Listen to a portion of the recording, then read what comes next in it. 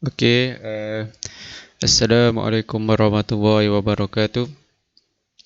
Jadi kita belajar apa ni bab 4 sejarah.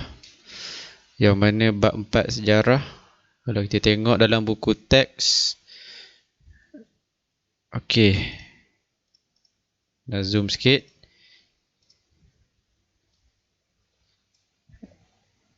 Apa ni? Sekejap. Okey, kita ada bab 4 mengenali tamadun. Maksud tamadun, konsep tamadun, ciri-ciri tamadun awal dunia, kesimpulan. Dan kalau tengok muka surat dia ni macam pendek je. Muka surat 74 sampai 80. Basically memang betul. Maknanya tajuk ni memang dia menceritakan tamadun tu apa. Maknanya daripada awal lah memang orang yang tak tahu apa-apa memang dia akan jadi tahu lebih sikit. Okey, so siapa yang ada buka PDF ni kena jump ke page 84. Kalau dalam buku teks kena buka muka surat 74. Okey mana 84? Okey. Bab 4 mengenali tamadun. Okey, tamadun ni benda apa? Okey, first kali kita kena kenal lah tamadun ni apa benda. Maknanya kalau kita cerita ke orang tamadun ni benda apa? Tamadun merupakan proses peningkatan kemajuan. Maknanya kalau kata ke orang, macam tak bertamadun lah. Sebab apa tak bertamadun? Maknanya buat kadang tu kita tengok dia ni buat kerja susah. Kadang cara pemikiran dia macam tu sikit, macam tak berapa. Dia rasa tak puas hati dengan dia, benda apa tau buat gini, tak betul lah buat gini ni. So itulah cerita tamadun ni apa benda. So kalau tengok tamadun ni dia menceritakan peningkatan kemajuan. Maknanya sebut peningkatan kemajuan. Dulu kereta lah, kereta sekarang ni macam-macam dah, boleh bawa sampai 800 km. Ada 800, 500 lah macam Porsche ke apa kan. Dulu kereta lembu je, tak gerak pun, kadang lembu tu mati. Maknanya dia gerak slow pukul pukul lembu baru nak gerak.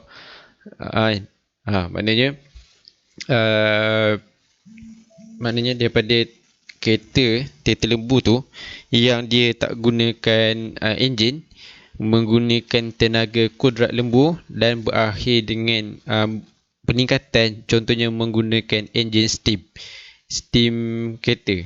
Bukan steam game ni steam kereta. Maknanya ada kalau belajar sains dulu, dia ada cerita pasal apa nama ni enjin steam. Siapa yang buat dah lupa dah, tak kisah. And then berakhir pada enjin yang betul lah sampailah sekarang kan. Okey, pada umumnya bahasa Yunani, bahasa Inggeris dan bahasa Arab menakrifkan tamadun sebagai pencapaian kemajuan manusia. Inilah maksudnya kalau secara amnya, maknanya secara general apakah persamaan bahasa Yunani, bahasa Inggeris, bahasa Arab. Dia kata sebagai pencapaian kemajuan manusia. Okey, tengok lagi. Tamadun awal manusia bermula di lembah sungai. Macam kita belajar sebelum ni lah. Maknanya dia start daripada lembah sungai sampailah merata-rata tempat kan. Macam kita dululah kan. Macam kampung Ana sendiri pun, mak ayah Ana dulu rumah dia tepi sungai juga. Sungai atas tu panggil. Atas tu mana carilah kat mana kan. Kalau ada nak komen apa, komen lah kan. Anak lepas habis ni baru kita akan masuk. Okay.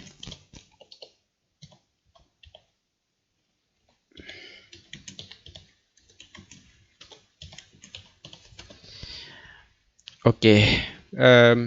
Tamadun awal Malaysia bermula di lembah sungai sehingga hari ini. Pertambahan jumlah penduduk yang ramai di kawasan lembah sungai telah menyebabkan pembukaan bandar. Disebut bandar ni maknanya majulah. Apa bandar majulah? Bandar tempat macam-macam. Tempat tu lah tempat nak beli barang ni lah. Boleh buat tu, boleh buat ni. Sistem pentadbiran, sistem ketenteraan ke apa ke. Sistem ada polis. Lepas tu macam-macam lagi lah, keselamatannya dengan ekonominya, dengan macam-macam lagi lah kan. Oleh itu manusia telah melakukan inovasi dengan menggunakan kreativiti untuk menambah baik kehidupan mereka. Maknanya apa ni, kehidupan maknanya digunakan kreativiti untuk di-upgrade lah, maknanya sikit-sikit dulu. Maknanya daripada contohnya ambil kereta lembu ni, kereta lembu, enjin steam, enjin yang mechanical punya. Okay, so next. Okay, ni macam simbol Wakanda kot pandai dia lah. Kot Wakanda hostel dia ambil sini. Okay, ni patung pintu ibadat Hatshepsut di Luxor. Alright. Ni boleh baca je lah. Tak, soalan ni tak tanya bawah ni. Biasa ni tak masuk lah, biasa. Okay. Maksud tamadun. Tamadun ni mendapa? Duk cerita tamadun, kemajuan. Okay. Asasnya umumnya memang maksud kemajuan. Pada umumnya tamadun diadakan suatu pencapaian tertinggi. Maknanya pencapaian. Tamadun maknanya sinonim dia pencapaian tertinggi oleh satu masyarakat dalam pelbagai bidang. Maknanya kalau satu bidang tak cukup taraf, tak cukup syarat lagi lah untuk kata dia apa nama ni, pelbagai bidang. Maknanya kalau kata bidang ekonomi je, orang lain tak maju, sosioekonomi tak jaga, maknanya orang buat jahat tak ada polis pun ambil peduli. Salah dah, tak boleh macam tu. Tengok antara termasuklah pertanian. Maknanya pelbagai bidang tu contoh dia mendapa? Pertanian, perdagangan, sistem pemerintahan. Pemerintahan ni faham dah, ada macam kita sekarang ni ada Perdana Menteri, ada Agung, ada Raja setiap negeri kan, ada pembentukan bandar, pengkhususan pekerjaan macam-macam, ada kerja cikgu, ada kerja programmer, ada kerja doktor, ada kerja lawyer, ada kerja engineer, macam-macam lah.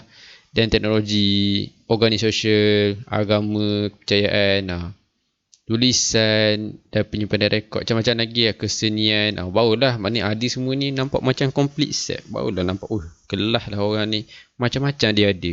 Kalau tengok dulu macam tak ada benda, komang tak ni tamadun ni, macam tak ada benda pun. Maknanya tamadun dia tak cukup tinggi. Tamadun yang tinggi nanti kita akan tengok dah. Okey, bawah ni maksud tamadun dalam bahasa Yunani. Yang biasa maksud exam ni lah. Yang ni bahasa Yunani, bahasa Inggeris ni yang dalam ni.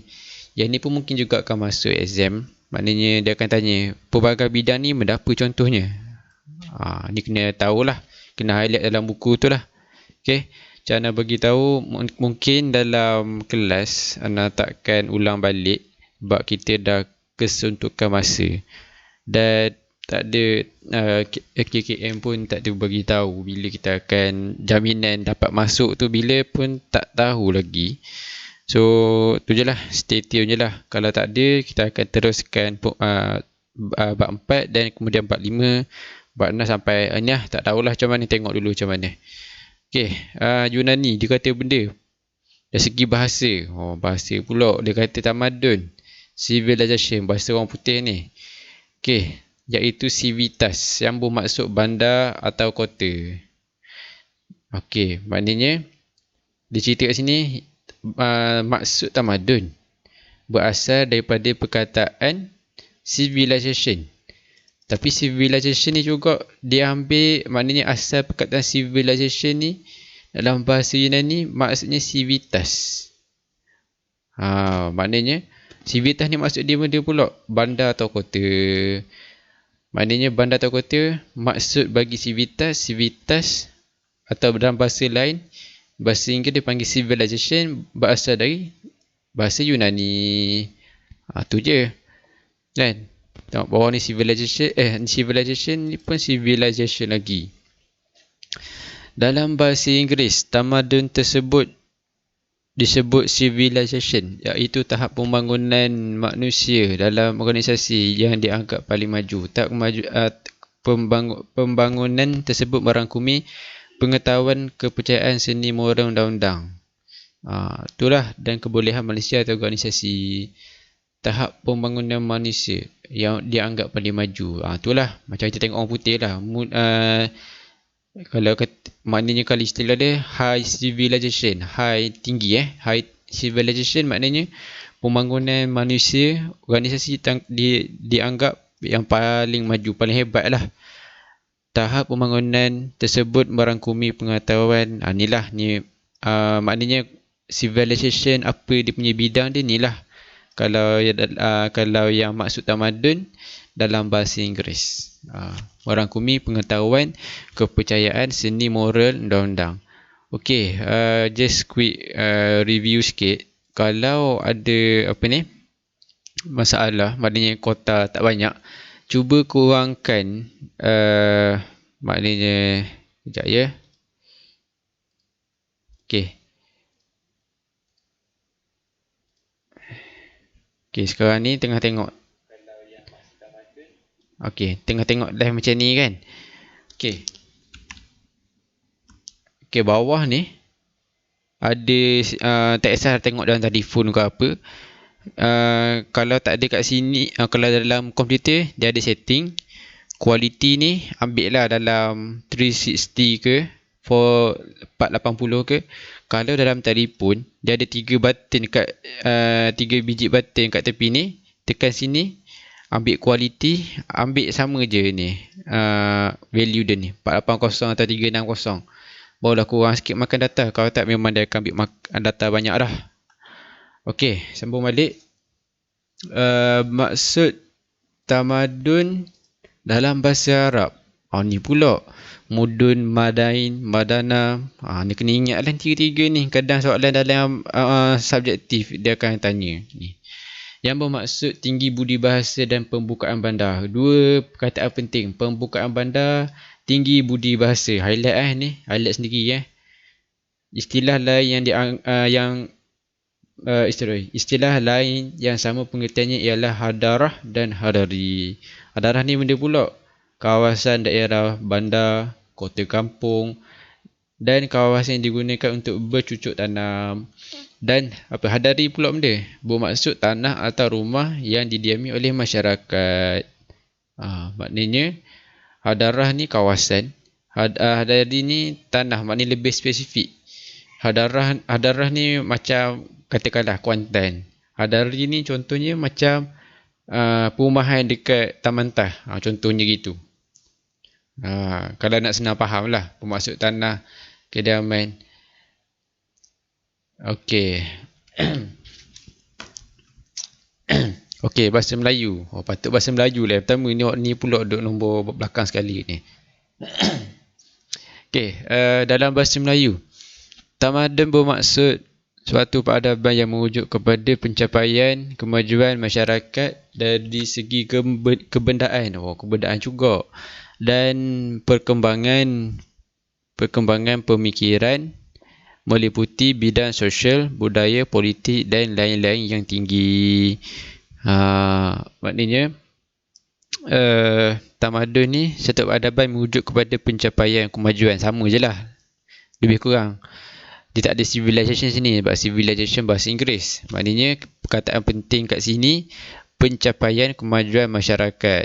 Maknanya samalah, mana pencapaian kemajuan dah pencapaian kemajuan benda apa? Kebendaan ni harta benda lah. Tengok ada kereta. Dulu kata kancil ni pakai Volkswagen berapa model 5 series. Ya ke tak tahu. Tak pandang kat kereta-kereta ni. Okey, perkembangan pemikiran meliputi bidang sosial. Maknanya ideologi lah ni. Ideologi ni maknanya satu, kita dah cerita dah bab lain. Ideologi ni satu pemikiran lah. Maknanya sama je lah, sinonim dia lah kan. Politik dan lain-lain tinggi. Kemajuan kebendaan merujuk kepada pencapaian Kemajuan kebendaan merujuk kepada pencapaian dalam penciptaan seni bina seperti bangunan dan empangan serta sistem ekonomi seperti percukaian dan kewangan dan hasil cipta seperti pembuatan kertas, lukisan dan ukiran. Tamadun penting bagi membina kemajuan dan kemodenan kehidupan manusia yang teratur dalam sesebuah sistem masyarakat. Tu je. Tamadun penting bagi membina lah. Mana dia menceritakan hasil seni je. Kebendaan ni benda apa? Maknanya pencapaian seperti seni bina bangunan, boleh buat empangan, sistem ekonomi, macam-macam lagi lah. Tamadun penting bagi membina kemajuan dan kemodenan kehidupan manusia yang teratur dalam sesebuah sistem masyarakat. Mana dia cerita kat sini, tamadun ni penting. Apa yang pentingnya? Maknanya untuk memastikan kehidupan manusia teratur. Dia tak kisahlah rumah tu rumah kayu ke, rumah dulu macam rumah orang kampung, belakang beli lembu, lepas tu ada beli ayam pula, bau rumah ikut bandar lah. Janji maknanya kita makan dia ni, walaupun lembu duk bau rumah, tak bau ni lah, tak bau apa-apa lah kan, kita pandai jaga. Okay, next. Binaan piramid. Okay, kita kat muka surat 77 sekarang. Siapa yang baru masuk tu? Okay, binaan piramid dan Sphinx di Mesir merupakan seni bina yang mengagumkan yang menjadi tanda kemunculan tamadun awal dunia. Okay, kat sini kalau kita tengok piramid lah, dia menceritakan kalau tengok kat sini kemajuan kebendaan. Kemajuan kebendaan ni lah benda kan, satu objek lah yang boleh fizikal lah, kita boleh nampak dia. Bukan kita tengok dengan hati ni, tengok dengan mata. Maknanya ni nama sini piramid. Belakang ni ada setengah pernah tengok macam apa gini, macam singa. Untuk macam singa sangat dipanggil Sphinx. Kita tengok Sphinx ni benda apa? Sphinx. Tengok gambar lah. Kucing. Kucing lah kan. Kucing Arab. Kucing Arab gini lah gaya. Gini gaya dia lah. Asal dia kucing tak ada bulu. Kucing belah Arab gini lah. Ni asal dia lah Sphinx. Maknanya daripada ni dia jadikan kucing macam ni. Ni seni bina dulu. Okey, merupakan seni bina mengagumkan. Okey, walaupun terdapat perbezaan maksud menurut bahasa Yunani, bahasa Inggeris, bahasa Arab, tapi terdapat persamaan jelas, iaitu kemajuan yang dicapai untuk membina kehidupan yang lebih baik dan kompleks. Macam tu lah cakap. Tamadun ni untuk mencipta sesuatu yang lebih baik dan kompleks. Maknanya bila kata mu ni tak bertamadun, maknanya tak bertamadun kat sini, mu ni teruk, maknanya tak comel, tak pandai menguruh kan. Mandi pun tak, usap gigi pun tak, pergi sekolah macam ni je, kasut hilang sebelah, selipar tak ada. Tak. Okay. Konsep tamadun Habis 4.1 4.2 muka surat 78. Sudut pandangan Islam. Kita nak masuk kepada pandangan Islam pula. Konsep tamadun dalam Islam dibina atas kerangka Islam sebagai ad-din, cara hidup. Tamadun mengikut pandangan Islam merangkumi pembangunan lahiriah dan rohaniyah berasaskan nilai dalam pendidikan yang disarankan oleh Al-Quran dan hadis serta ajaran Nabi Muhammad sallallahu alaihi wasallam. Ibnu Khaldun, kelas 1 IK. Ialah tokoh awal yang membicarakan tentang konsep tamadun Islam. Beliau memperkenalkan konsep tamadun iaitu umuran hadarah yang digunakan dalam bukunya yang bertajuk Muqaddimah. Kena tahulah keyword sini, Muqaddimah, umran, hadarah kan. Kena tahu juga ad-din. Memang al-din ni, kalau sebutan dia yang betul ad-din, ADDIN. Walaupun AL situ, tapi sebutan dia ad-din. Maknanya kalau ikut Islam, yelah, faham lah. Maknanya kalau kita nak ukur orang, bukan kita ukur dari segi kebendaan. Orang tu hebat tamadun dia tu, sebab apa? Dia ada kereta, dia ada motor, dia ada rumah sendiri, dia ada apa dia ni, dia boleh beli macam-macam. Rumah dia ada tu, rumah dia ada ni, rumah kita ada benda, rumah kita ada benda ni, rumah tutup dengan plywood kan. Plywood lah. Plywood. Plywood benda. Plywood. Maknanya dinding rumah kita, dinding kayu-kayu gini je. Ni kayu jenis baru ni. Plywood yang jenis lama ni jenis rapuh kalau dah lama. Kan kalau kena air ni siap lah. Memang kembang kayu ni lepas tu mekar. Kan. Tapi kalau dalam Islam dia bagi tahu tamadun ni pembangunan lahiriah dan rohaniah. Mana dari segi rohani lah. Maknanya dia nak ceritakan dari segi pembangunan hati. Maknanya tengok akidahnya macam mana, tasawuf macam mana, dia punya fiqhnya macam mana. Bila ada benda tu, maknanya kalau dalam konsep tamadun menurut sudut pandangan Islam ni, maknanya orang tu bertamadun lah. Mana dia ikut sini, dia bagi tahu kat sini. Yang nak bagi tahu tadi tu tambahan. Kalau ikut sini dia bagi tahu dia ikut yang disarankan oleh Al-Quran dan hadis Nabi, kan? Alright. Mana dia? Kita berhenti. Umran dan hadarah digunakan dalam bukunya. Umran dan hadarah dalam buku Muqaddimah. Hadarah mengandungi prinsip nilai meliputi aspek akidah. Sebut dah tadi. Syarak. Akhlak ni termasuklah juga dalam tasawufnya. Falsafah kebudayaan dan peradaban. Ini dicerita maksud hadarah. Kan? Konsep dia Madaniyah. Madaniyah ni macam Madinah lah, kan? Menjurus kepada aspek kebudayaan dalam kehidupan dan lebih bersifat umum kepada semua manusia. Kedua-duanya bermaksud perbandaran dan tamadun. Istilah hadarah dan madaniyah ini lebih menempati konsep tamadun dalam Islam dan berpusat kepada wahyu. Itu je dia cerita. Istilah ni berpusat kepada wahyu. Kedua-duanya bermaksud tamadun. Maknanya dia cerita kat sini madaniyah kepada kebendaan, hadarah syarak. Tapi kedua-dua ini bermaksud perbandaran dan tamadun. Maknanya perbandaran madaniyah lah, tamadun yang hadarah ni.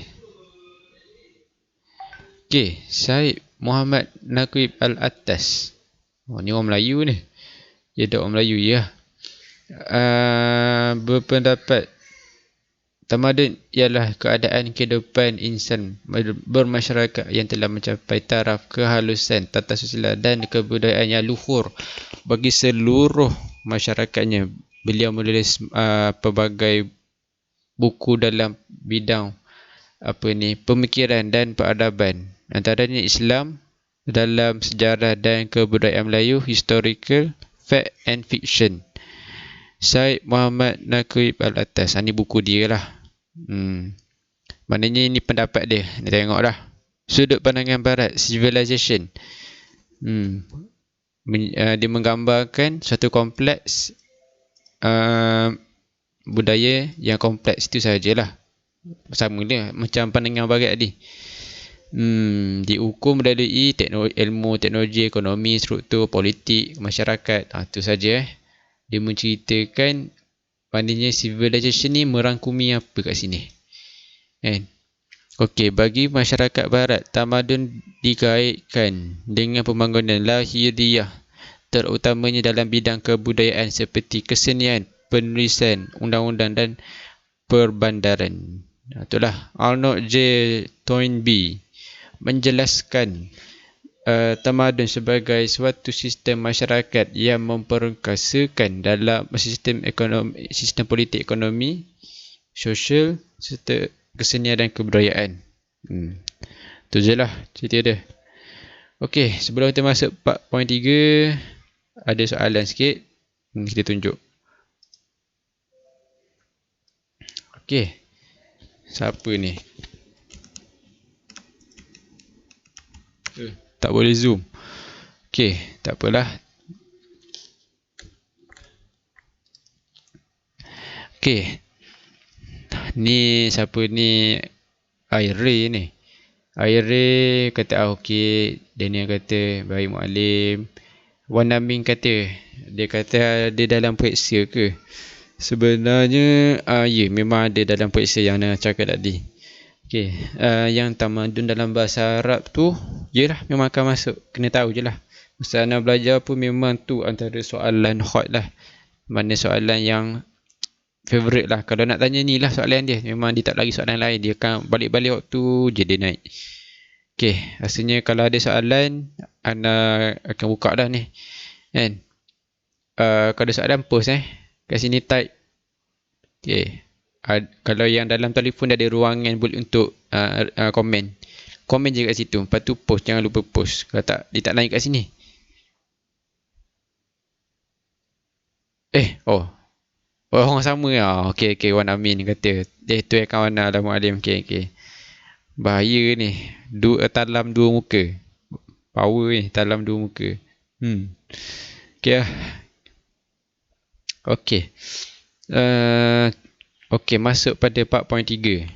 Okey, nak akan cuba habiskan ini sebab rasanya macam mungkin tak banyak sangat kot. Kalau kurang-kurang sejam dan akan habis, sekurang-kurangnya habislah chapter 4 ni. Sebab chapter bab 4 ni dia tak banyak sangat. Bab 1, bab 2, bab 3, bab 4 sebenarnya info dia taklah banyak sangat pada Ana lah. Yang pada Ana banyak lagi kalau yang naik form 2, form 3 tu banyak sikit kena ingat. Lama dia lagi lah pelik-pelik. Okey, tamadun awal dunia lahir di lembah sungai. Macam cakap tadi lah, diulang balik je tadi. Ciri-ciri tamadun dunia ialah pencapaian. Ni kena ingat ni. Ciri-ciri tamadun awal dunia ialah pencapaian yang hebat dalam bidang apa benda? Pertanian, perdagangan, sistem pemerintahan, pembentukan bandar, pengkhususan pekerjaan, teknologi, organisasi sosial, agama dan kepercayaan, tulisan. Itulah. Yang bawah ni lah sama je lah, diulang balik je. Ada bawah ni. Ni ciri-ciri tamadun awal dunia. Kena tahulah ni. Okey, kita akan masuk satu persatu. Ada 9. Okey. Jangan risau kalau rasa siapa tak faham, lepas live ni boleh tengok memang video ni, link ni always available je, boleh faham je. Maknanya kalau rasa tak faham dalam apa Muallim explain, boleh tengok balik video ni, boleh ambil buku teks, lepas tu boleh refer kat video ni. Lepas tu kalau tak faham juga, barulah WhatsApp Ana. Tapi jangan syarat baca dululah. Jangan pergi tanya terus tak baca.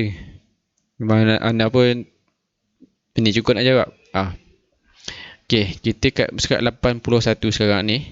Pertanian dan perdagangan. Kita tengok pada ni, kita akan ikut rutan. Ni kita ikut yang clockwise. Kita ikut jam. Kehidupan masyarakat tamadun awal dunia mulai berkembang apabila terdapat kegiatan pertanian, penciptaan pelbagai peralatan, pembinaan saliran, kincir angin dan pembinaan teres di tanah tinggi. Teres ni benda macam duk kat Kuala Lumpur tu lah. Kuala Lumpur tu kan ada macam duit LPT satu tu, nak pergi Kuala Lumpur kan ada tepi jalan tu, tanah dia macam bentuk tangga sikit. Apa gitu? Sebab satu hal dia nak buat macam tu, ni geografi sikit maknanya untuk mengelakkan tanah runtuh lah kan. Okey, kalau kat sini pembinaan teres tanah tinggi, kalau teres macam teres dekat apa benda ni, LPT tu tak boleh nak buat pertanian. Tapi nak ceritanya tanah tinggi ni dia buat macam satu tangga yang panjang lah. Bukan tinggi, panjang. Maknanya satu tangga tu panjang, lepas tu naik atas sikit panjang, naik atas sikit panjang. Maknanya dia sebab di tanah yang tak apa nak kata. So dia, yang tu je antara pilihan yang ada. Perkembangan ini seterusnya telah mewujudkan kegiatan perdagangan. Pertama, perdagangan tempatan, iaitu masyarakat yang tinggal di kota mendapat makanan dan barangan pertanian dengan menukarkan barangan kraftangan. Ni sistem barter ni. Perkhidmatan termasuklah kegiatan keagamaan. Kedua, perdagangan jarak jauh. Bukan beli kat Shopee ni. Bukan beli kat Lazada ni.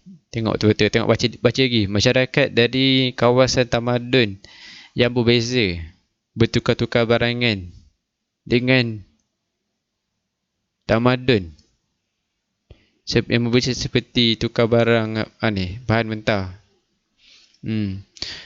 Bahan mentah seperti logam, emas dan besi.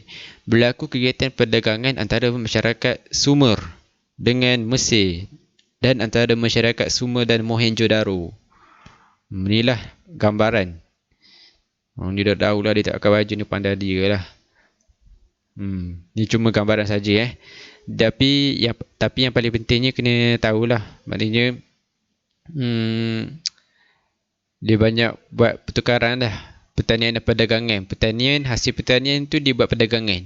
Kan kalau kita pergi kat macam gerai buahan bimbingan farma kan, dia tulis pertanian adalah perdagangan. Maknanya hasil pertanian tu dia buat berdagang. Maknanya kalau ada peperangan berlaku ataupun ada musibah macam sekarang ni COVID-19, pertanian tak, harga barang naik, beras naik. Beras tak naik kot, gula naik. Bila gula naik, jadi kita lah tak ada duit nak beli kan. Tapi kalau orang yang jual gula lah suka. Pasal apa? Pasal barang dia laku. Kalau barang kita tak laku, ni kalau kita nak tu, kita kena beli dengan dia. Maknanya kalau kita ni token pengeluar gula, kita dah paling selamat kan, bila ada musim berlaku macam ni kan.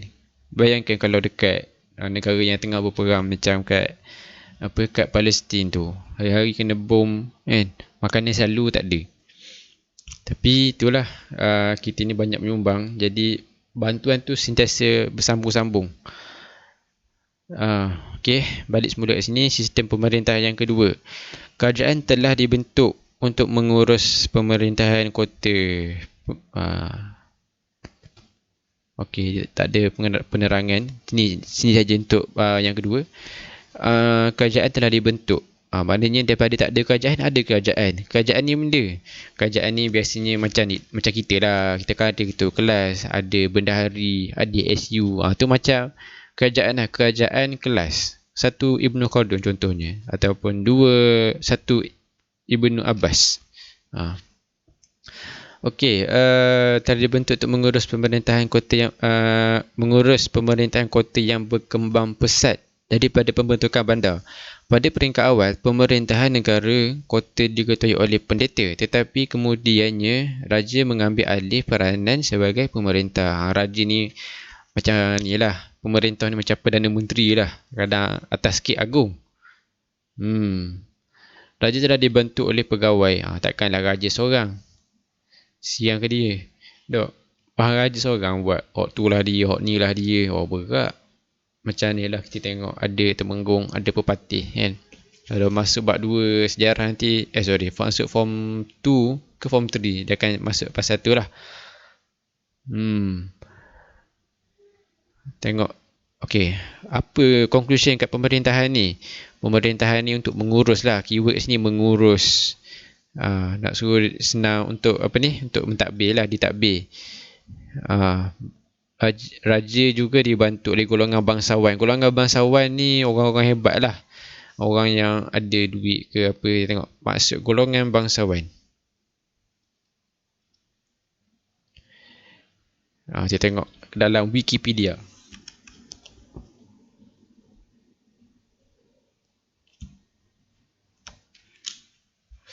Golongan bangsawan merupakan suatu kelas sosial yang berasal dari golongan bangsawan atau aristokrat.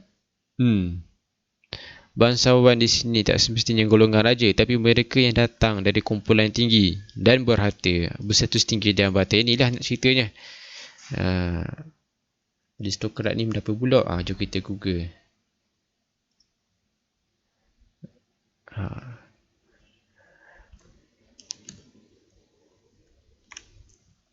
Ni gambar ni, tu gambar orang putih Jangan tanya buat apa. Aristokrasi ada sebuah sistem kelas sosial. Maknanya dari golongan bangsawan atau aristokrat. Maknanya aristokrat ni sebuah kelas sosial dalam sebahagian besar dalam tatanan sosial dianggap yang tertinggi dalam kalangan masyarakat. Maknanya orang kelas atas lah ni, bahasa mudah dia. Orang bangsawan atau orang golongan atasan, orang-orang hebat lah. Tu je. Okey. Dan pendeta pemerintah memerintah negara kota. Selain itu merincikan. Okey. Pembentukan bandar. Boleh sikit. Biasa dah lama lah cuti. Kelas hari ni direct sejam. Okey lah, 1 jam 1 bab kan. Cukup 5 hari habis khatam semua bab. Satu buku teks. Okey. Ke guna. Pembentukan bandar. Perkembangan dalam bidang pertanian menyebabkan manusia mula membina pentempatan kekal. Kewujudan pentempatan kekal di sesebuah bermula dengan kampung. Mana kampung lah kan. Mana dia tiba-tiba naik bandar. Dia start kampung dulu lah. Kan? Daripada tak ada kampung, daripada awal-awal kampung dulu. Dia pertanian dulu. Lepas tu dah maju sikit, dia upgrade lah, jadi bandar. Kan? Sebab apa jadi bandar? Maknanya pertanian ni macam mana boleh kampung boleh jadi bandar? Satu hal, kampung ni makin lama orang makin ramai. Bila orang makin ramai, kemungkinan berlakunya masalah sosial, maknanya macam apa benda ni, macam yang dipanggil macam ni lah, macam apa ni, masalah sosial kan. Ada pecah rumah, ada orang pukul orang, ada orang cari penyakit, terajang orang tu, terajang orang ni, orang tu curi ni, pecah rumah. Jadi maknanya bila buat macam ni, biasanya Temenggung, tapi Temenggung yang ambil alih. Temenggung ni macam polis lah kan, dalam kalau ikut Melaka lah. Tapi dia tak adalah panggil tu, dia upgrade buat satu balai dia, balai polis kan, betul panggil balai polis. Lepas tu banyak-banyak ni orang ni untung lebih. Lepas tu orang ni ada orang miskin sangat, orang ni kaya sangat, dah nak suruh agih ni macam mana? Adalah pemerintahan dia. Sebab itulah lama-lama nak suruh synchronize, nak suruh semua orang adil. So kita adalah satu pemerintahan, mana di bawah satu pemerintahan untuk satu kawasan. Mana macam Kuantan, kita ada Kampung Kurnia sekolah Isyad tu lah kan. Dulu kita tengok balik sejarah Kampung Kurnia tu macam mana, kena tanya orang situ macam mana terjadinya Kampung Kurnia. Mana daripada rumah tak kaya sampailah ada di jalan tau sekarang ni kan. Apabila berlaku pertambahan penduduk, kawasan kampung berkembang dan disatukan membentuk bandar. Kampung jadilah bandar. Bandar ni bandar Kuantan contohnya. Bandar mempunyai jumlah penduduk yang lebih ramai.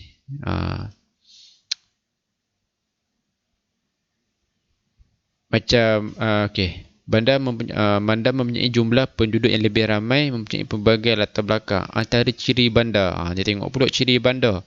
Bandar ni nak panggil bandar apa ciri dia? Dia ada pelan susun atau bangunan dan pentempatan yang tersusun. Maknanya kalau kita pergi bandar, tengok Kuantan Break, kita tengok ECM, KCM, Mega Mall, benda apa lagi, shopping kompleks situ-situ lah.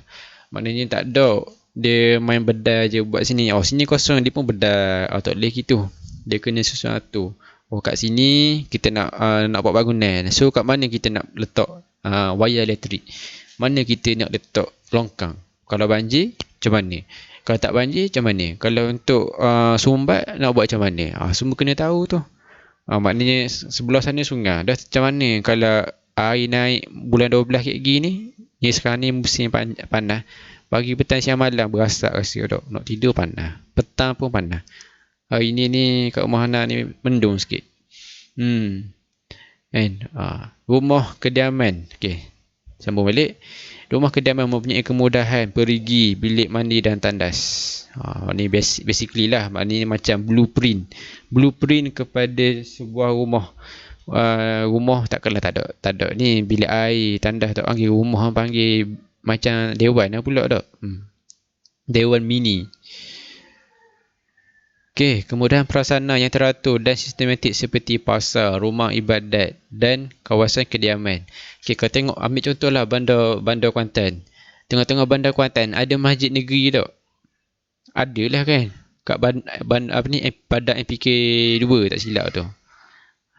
MPK 2 kot. Yang tu lah dekat Mahkota Square tu.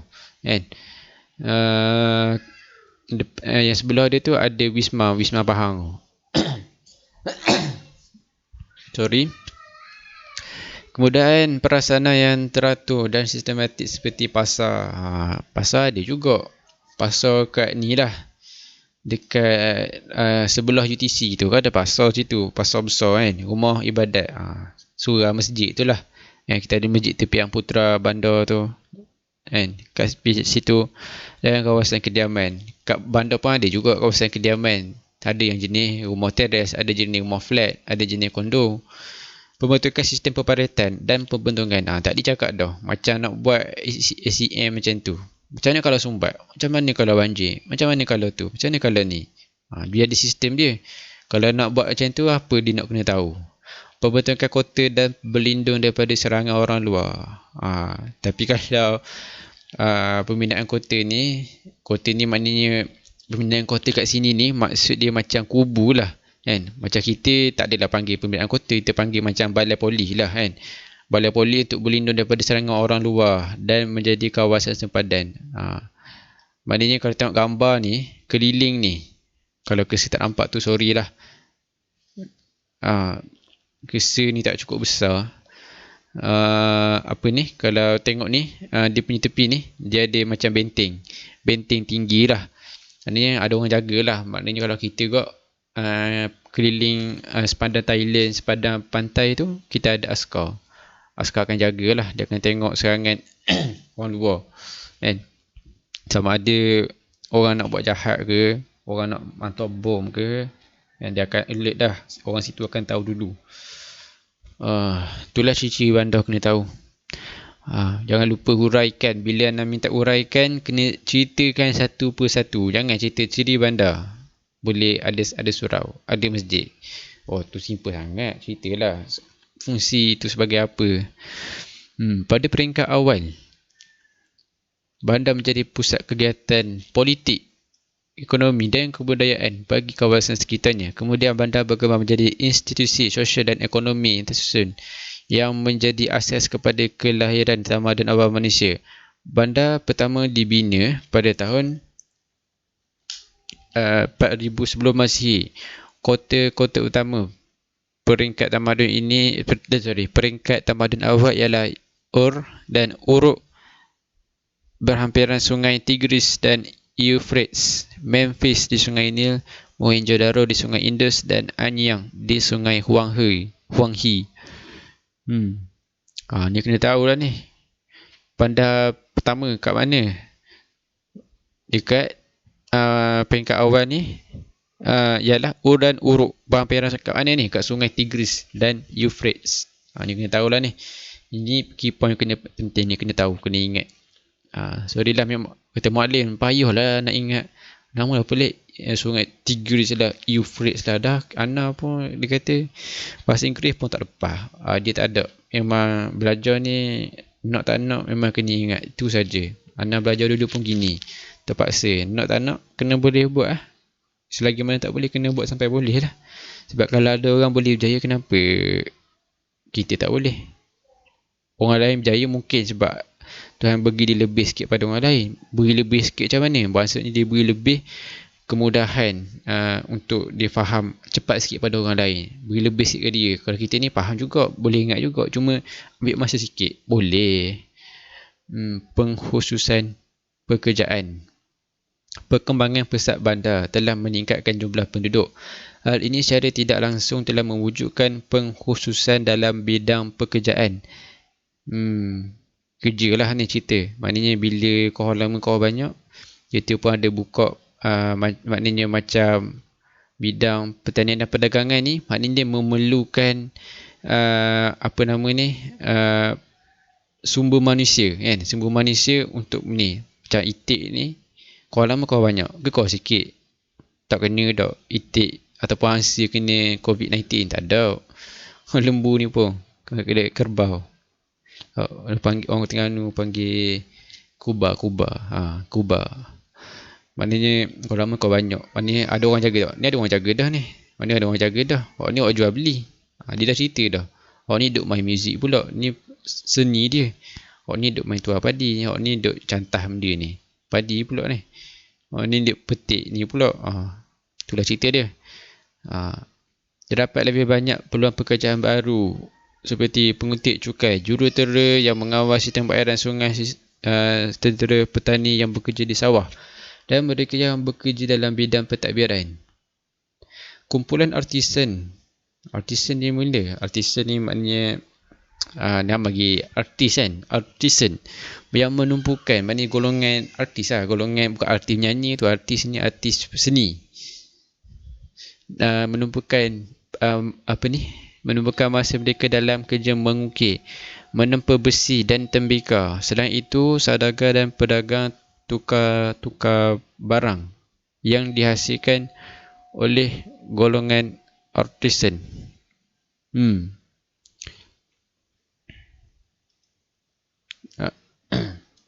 Okey, teknologi. Boleh lagi sikit lagi dah nak habis dah ni. Okey, ada soalan tak? Tengok sikit. Tadi mana dia? Welcome to live chat. Tuanan, okey, sorry lambat, maaf. Roblox. Oh, nama Roblox lalu. Nak baca pun anda. Nope. Jadi siapa kau? Oh, macam ni dah. Macam cerita apa ni? Siapa ni? Alibaba bukan. Cerita Seniman Berjalan Pok dia tu. Ayat dia ni. Power Awan Amin.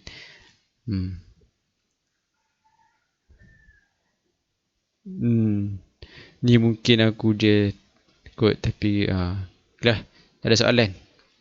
Okay, iklan sekejap jangan marah. Nak marah Amin. Dia banyak mesej nak dengar Airi. Okay, teknologi. Kemahiran dalam bidang teknologi oleh masyarakat tamadun awal telah menghasilkan penciptaan barangan dan monumen serta hasil pertukangan. Hasil ciptaan ini telah memberikan keselesaan kepada masyarakat. Tamadun Mesopotamia terkenal dengan taman tergantung Babylon. Tamadun Mesir Purba terkenal dengan pembinaan piramid dan Sphinx. Sphinx buat kucing batu tu lah. Manakala tamadun Indus terkenal dengan pembinaan negara kota Mohenjo-daro. Penggunaan teknologi pembuatan logam seperti gangsa dan besi menghasilkan peralatan seperti bajak untuk pertanian, iaitu penciptaan roda telah membantu kereta kuda dan kereta lembu untuk tujuan mengangkut hasil pertanian dan perhubungan penduduk. Alhamdulillah, macam nak hujan dah. Bunyi hujan turun. Biarlah sampai ke petang. Panas berdoa rasa. Boleh lagi awal gini. Bawa aku berapa? Bawa nak pukul 12 ni. Okey. Teknologi ni, apa yang penting dalam bab ni? Ini tamadun Mesir Purba terkenal dengan pembinaan piramid dan Sphinx. Ni info dia lah, kena tahu. Tapi apa sumbangan teknologi dalam tamadun ni? Macam kita belajar bab sejarah lah, sejarah bab 2 tu. Bab 2 yang pasal apa ni? Apa benda ni? Paleolitik, Neolitik semua tu lah.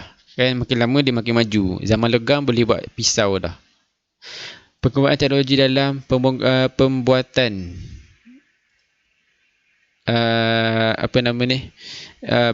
pembuatan logam, tembaga, gangsa dan besi pula menghasilkan peralatan seperti bajak untuk pertanian. Ni penting ni, kena tahu ni. Keyword kena highlight situ ni, antara benda penting. Macam mana saya selalu cakap, bila baca, jangan baca je, highlight poin-poin penting. Apa benda dia, maknanya teknologi kan. Baca dulu apa benda ni semua, satu ni. Lepas tu jangan baca satu muka. Baca satu subtopik lah. Ini sama subtopik satu ni. Lepas tu cuba tanya kita, apa yang kita dapat simpulkan, kesimpulan. Barulah kita nampak ni, benda apa dia nak cerita sebenarnya ni. Kalau kita ambil satu ni, kena faham dia nak cerita benda apa ni. Dia nak cerita pasal, contoh dia nak cerita pasal ciri-ciri dia, maknanya tempat terkenal. Inilah dia kena tahu, kena highlight. Dan sumbangan dia kat sini apa? Dia boleh buat logam, tembaga, gangsa dan busi, menghasilkan peralatan seperti bajak untuk pertanian. Roda menggunakan kereta kuda. Roda telah membantu menggunakan penggunaan kereta kuda dan kereta lembu untuk tujuan mengangkut hasil pertanian dan perhubungan penduduk. Alright. Maknanya roda lah macam kereta kuda tak kata ni. Dulu takkan ada kuda je, kita naik atas kuda ni boleh juga, tapi sedap lagi ada kereta kuda lah. Kuda bukannya jenis flat, kuda jenis bongo juga nak duduk atas tu. Ni kalau ada kereta kuda tu nampak stabil lah sikit. Ni dalam tu boleh kau nak minum air, minum air teh ke, cicah biskut, boleh lah. Alright. 6. Organisasi sosial. Dalam masyarakat Mesir Purba, kemunculan institusi dan golongan pekerja dalam mewujudkan kelas sosial. Kelas sosial berasaskan jenis pekerjaan, kekayaan dan pengaruh. Pada peringkat Tamadun awal, pemerintah Firaun, golongan agama dan golongan bangsawan berada pada kedudukan tertinggi dalam susunan masyarakat. Golongan saudagar dan artisan, dia cuma cerita je ni. Pada apa benda cerita ni je nak cerita. Mana hak atas sekali Fir'aun, hak ni hak bawah sikit wazir. Mana orang ni lah, siapa dia wazir. Wazir ni benda kita tengok. Dia bahan cerita. Wazir.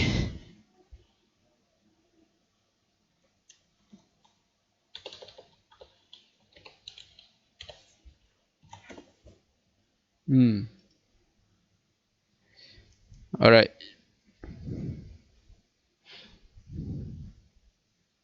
Wazir ialah penasihat atau menteri politik berjawatan tinggi. Ini yang cara. Kalau kita nak tulis tu tak faham maksud benda apa lah, dalam buku teks tak ada cerita lah. Contoh mana dalam buku teks ni tak ada cerita wazir tu benda apa. Atau ambil ni copy kat Google paste. Tadi wazir tu dia bagi cerita movie pula dah. Tulislah wazir, maksud wazir dekat Google. Baru dah ni tak dia ambil yang ni lah, yang relevan je lah pada dia. Okey, tu je. Yang golongan ketiga, penyalin dan penulis. Hak bawah sikit, artisan, berkemahiran dan karyawan. Hak bawah sekali, petani dan buruh, pembantu rumah dan hamba. Dan juga maksudnya kohor lama, kohor ramah. Hak bawah sekali lah paling ramah. Hak atas makin lama makin atas makin sikit golongan dia, maknanya bilangan orang dia makin sikit.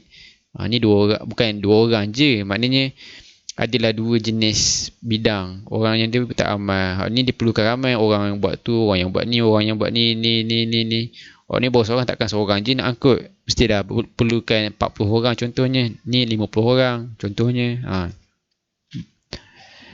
Okey, ada apa lagi?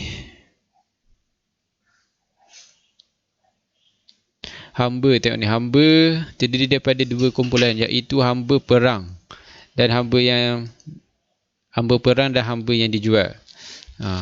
Sekarang ni ada hamba lagi ke tak? Sekarang ni tak ada hamba lagi Hamba tak ada dah sekarang ni. Bukan hamba bahasa Melayu tak. Ni hamba orang suruhan kan. Hamba ni kalau dalam Islam kita boleh lah, maknanya kita boleh buat macam bini, maknanya boleh nikah dengan dia, boleh kahwin kepada dia. Mana anak dia tu pun sebenarnya anak dia pun jadi lain lah. Tarah dia dengan mak dia. Maknanya si anak tu tarah anak, mak dia tu masih tarah hamba lagi kalau kita kahwin dengan hamba kan.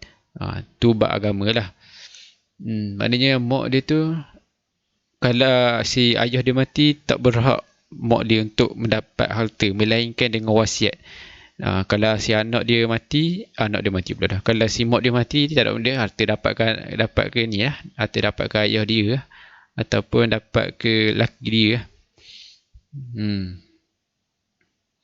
Agama dan kepercayaan.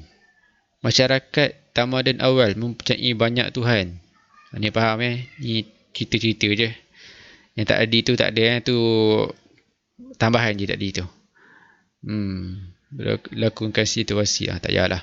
Nak lakon buat kat rumah lah ni. Kalau nak buat, buat rakam, upload, kita share ramai-ramai biar ramai-ramai tengok. Lakukan situasi kegiatan ekonomi deh. Kalau ada lah. Agama dan kepercayaan.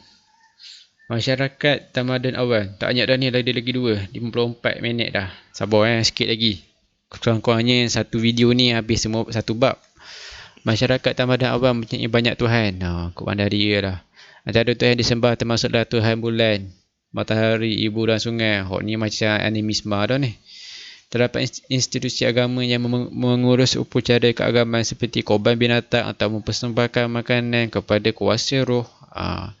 Dalam hal ini, tempat ibadat yang besar dibina sebagai tanda menghormati Tuhan. Di Mesir, misalnya, penduduk mempercayai kehidupan selepas kematian. Ni biasanya Islam lah ni. Tempat ibadat dibina sebagai tanda menghormati Tuhan. Ni cerita kalau ikutkan tempat ibadat memang untuk beribadat kan, tapi sebab dia kata dalam hal ini. Hal ini ni apa? Hal ini tengok atas ni. Dia cerita apa? Dia menceritakan institusi agama mengurus upacara keagamaan seperti upacara keagamaan. Bukannya dia kata mesti semayang je, tak. Maknanya korban binatang atau mempersembahkan makanan kepada kuasa roh. Maknanya bila buat korban binatang tu sebagai tanda penghormatan lah. Maknanya tempat ibadah ni dibuat untuk, maknanya nak buat korban binatang ni boleh buat kat rumah ibadat je. Untuk apa? Sebagai menghormati Tuhan, sebagai tempat ibadat. Itu sahaja. Ni pandai dia lah ni. Ni boleh buat ni lakaran saja, menunjukkan orang yang mati bersama bini memahatikan penimbang keadilan, dacing lah, ataupun kita panggil Al-Mizan kan, menimbang pelakuannya semasa hidup. Macam Islam dah sikit ni, menimbang kelakuannya semasa hidup. Boleh kita rekod satu persatu, berat lah. Okay, tulisan dan penyimpanan rekod. Sistem tulisan mula lahir kira-kira 5,000 tahun lalu. Penciptaan tulisan penting bagi membezakan zaman prasejarah dan sejarah. Ni cerita dah itu. Kemudian manusia mencipta sistem tulisan yang lebih baik menggunakan abstrak simbol. Bagi mewakili pelbagai bentuk idea. Kelahiran tulisan membolehkan manusia menyimpan rekod dan perkara penting tentang masyarakat dan diri mereka. Tulisan pertama menggunakan sistem piktograf. Sistem piktograf ni dalam ni lah. Inilah piktograf, bentuk piktograf. Sistem pertama menggunakan sistem piktograf atau simbol gambar. Benda sama lah ni. Okey, habis surat 84. Okey, ni 9 ni terakhir.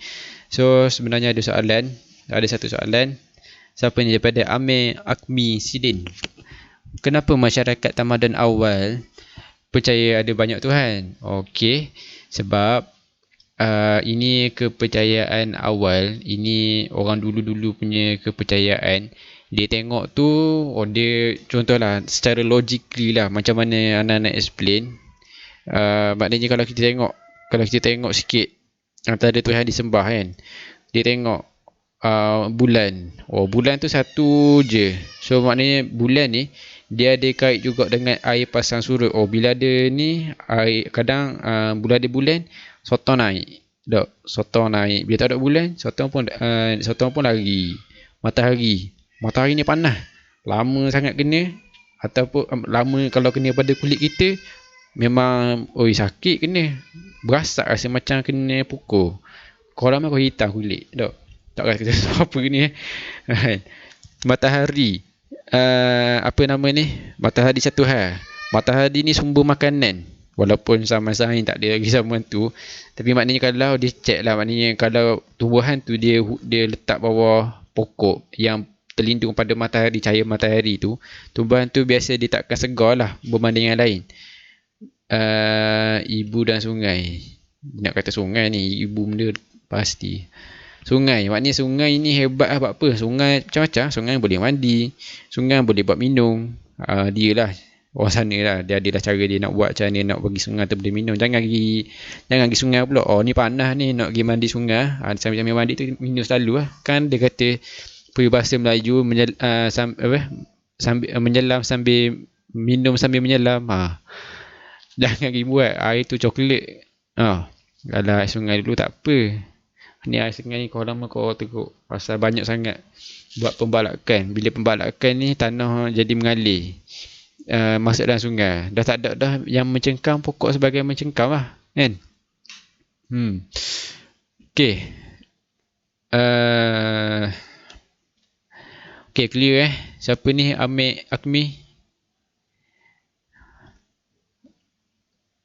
Kenapa tak cam sangat nama ni, tapi tak apalah. Okay, last kali.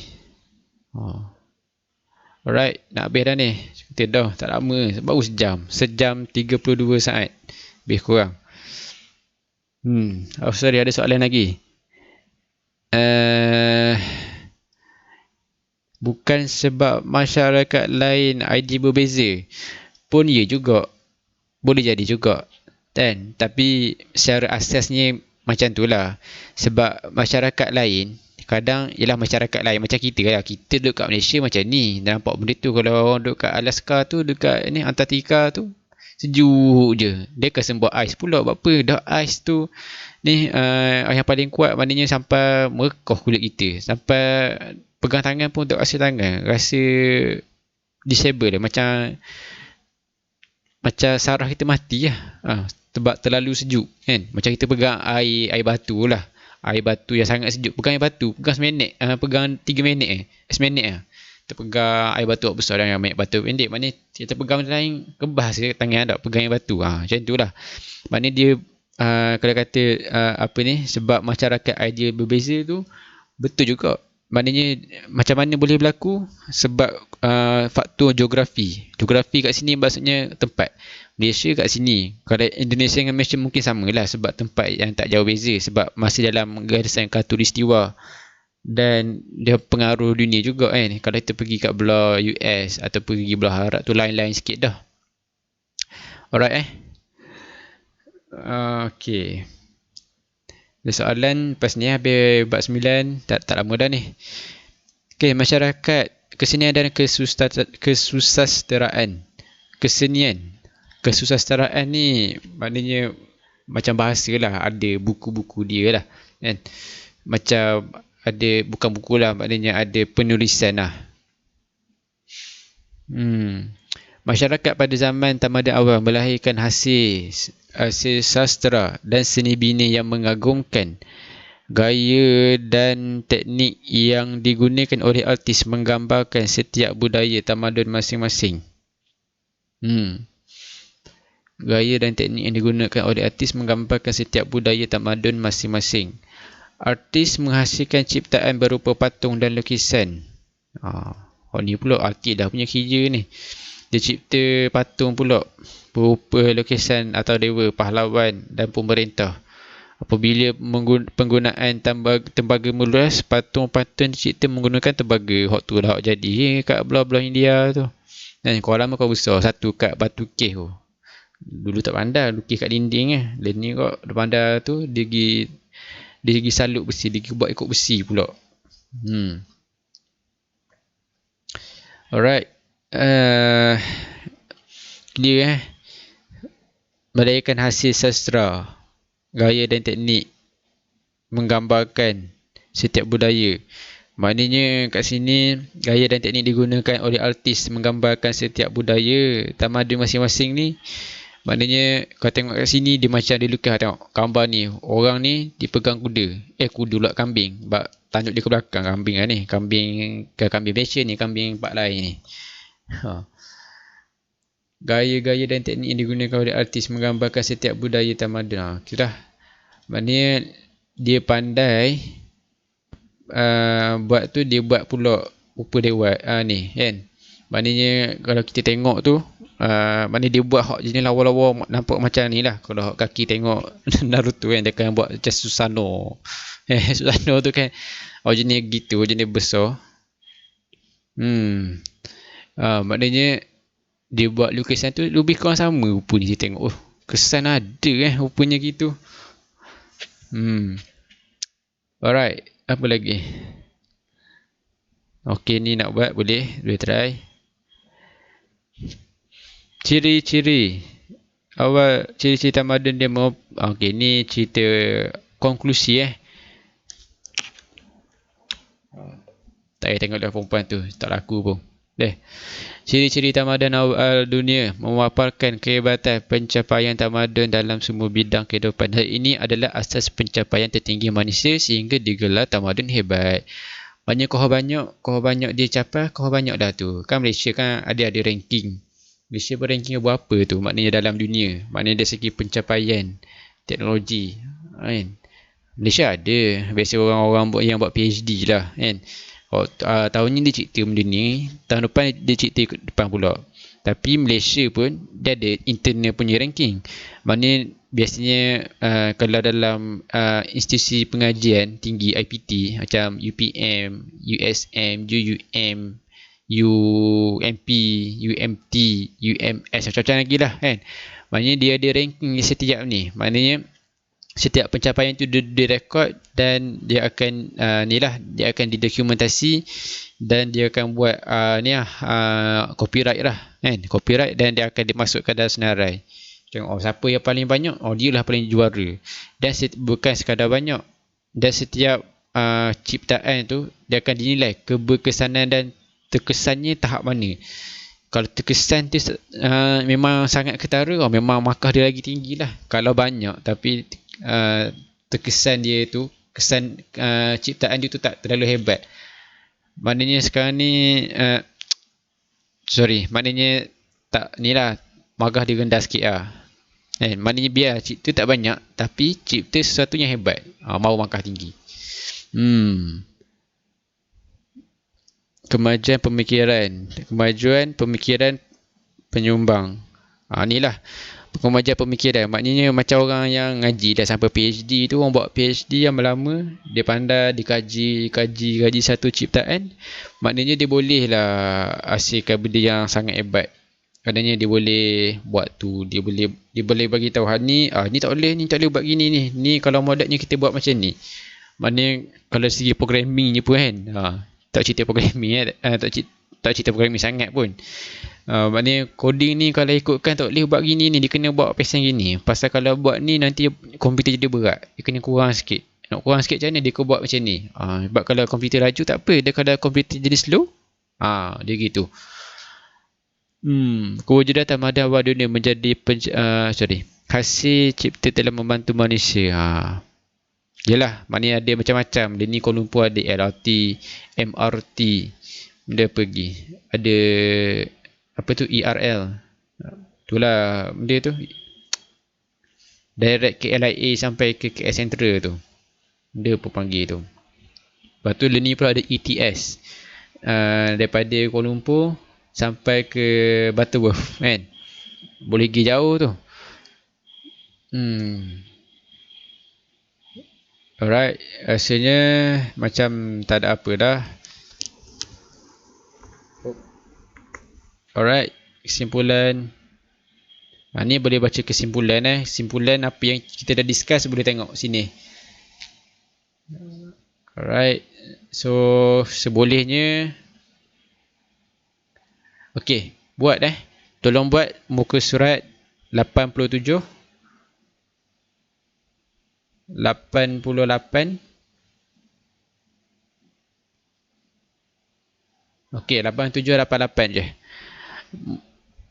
Okey, dia kata mana nak buat malin, tak ada buku lah kan, tahu buku. Okey, macam biasa, jangan jadikan buku sebagai satu alasan tak nak buat kerja. Tolong, kertas kan banyak, tak kisahlah kertas kajang ke kertas A4 ke, tak kisah, janji tulis, salin soalan dan jawapan ABCD semua sekali. Tak banyak pun, Dan itu sajalah untuk bab 4. Kalau ada persoalan, boleh komen dalam anda bagi tempoh dalam seminit.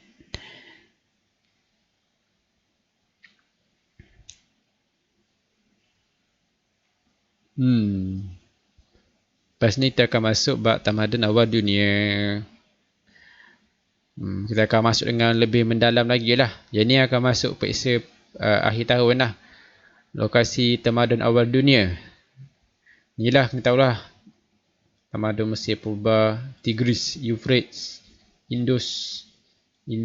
Ni lah benda ni kena tahulah. Nama tempat ni semua kena tahu ni. Kata Umar Ali macam mana nak apa ni? Dia kena tengok banyak kali. Tadak tu lah. Dia tadak cara mudah dah. Gini cara paling mudah. Ada soalan? Alright. Okay, kalau tak ada soalan, rasanya sampai kat sini saja. Sampai kat sini saja ya. Okay, Assalamualaikum warahmatullahi wabarakatuh.